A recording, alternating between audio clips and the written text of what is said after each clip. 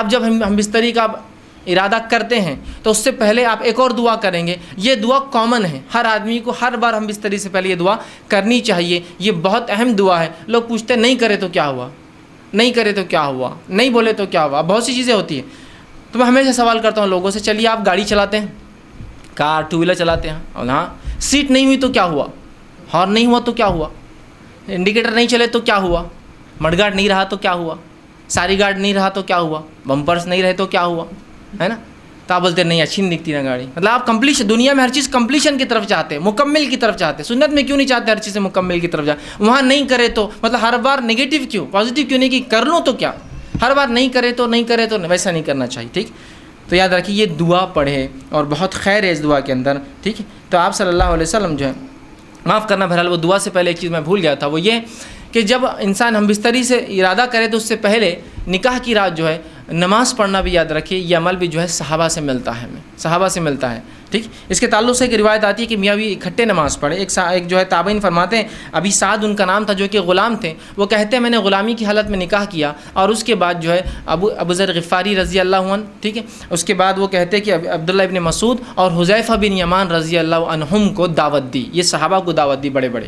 یہ میرے پاس میری دعوت ولیمہ میں جو ہے دعوت میں نے دی نکاح کی, وہ میرے پاس آئے. جب میرے پاس آئے تو انہوں نے مجھ سے کہا کہ دیکھ جب تو اپنے بیوی سے قریب جانے کا ارادہ کر تو اللہ کا نام لے اور یہ دعا کر جو میں نے پہلے بتائی. اس کے بعد کہا کہ پھر تو اس کے ساتھ جو ہے 2 رکعت نماز پڑھ لے. تو آگے کھڑا ہو اور وہ پیچھے. یاد رکھیے مرد اور عورت بازو کھڑے رہ کے نماز نہیں پڑھ, چاہے میاں بیوی کیوں نہ ہو. تو آگے کھڑا رہے, وہ پیچھے کھڑی رہے اور تو 2 رکعت نماز پڑھ لے. اور پھر فرمایا اس کے بعد کیا کرنا ہے, تو بہتر جانے اور تیری بیوی بہتر جانے. ٹھیک, مطلب ان کو ایک سے ایجوکیٹ کیا بیٹھے بیٹھے دعوت میں کہ جو ہے تم جو ہے 2 رکعت نماز پڑھو. تو صحابہ سے یہ عمل ملتا ہے, تو کوئی شخص چاہے تو یہ عمل بالکل وہ کر سکتا ہے. ٹھیک ہے, کہ وہ جو ہے 2 رکعت نماز پڑھ سکتا ہے. جب 2 رکعت نماز پڑھ لی بہرحال, تو اس کے بعد جو ہے اب ہم بستری کا وقت آیا. اگر وہ اس کا ارادہ کرتا ہے تو سب سے پہلے دعا کرے. یہ دعا بڑی مشہور اور معروف ہے, صحیح بخاری کی روایت ہے اور بہت ساری کتب حدیث میں آتی ہے. آپ کریں بسم اللہ, اللہ کا نام سے آپ شروع کریں.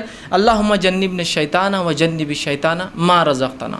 یہ دعا یاد رکھیں, چھوٹی سی دعا, یہ دعا کر لے بسم اللہ, اللہ کے نام سے. اللہم جنبنا الشیطان, اے اللہ جو ہے ہمیں شیطان سے محفوظ رکھ. پھر آگے فرمائیں وجنب الشیطان ما رزقتنا, اور اس چیز کو بھی شیطان سے محفوظ رکھ جو تو نے اس کے ذریعے رزق رکھا ہے. اور رزق یہاں مراد اولاد, مطلب اے اللہ مجھے اور میری بیوی کو شیطان سے دور رکھ اور جو ہے میری اولاد کو بھی شیطان سے دور رکھ. دیکھیے انسان جو ہے یہاں ہمبستری کر رہا ہے, یہاں اپنے بیوی کے ساتھ سونے کی بات ہو رہی ہے, یہاں سیکس کی بات ہو رہی ہے, اس کے بعد بھی یہاں تعلیم دی جا رہی ہے, ایجوکیٹ کیا جا رہا ہے اور کہا جا رہا ہے کہ ٹھیک ہے نفسانی خواہشات کو پورا کرنا ہے لیکن ہوس کے شکار مت بنو.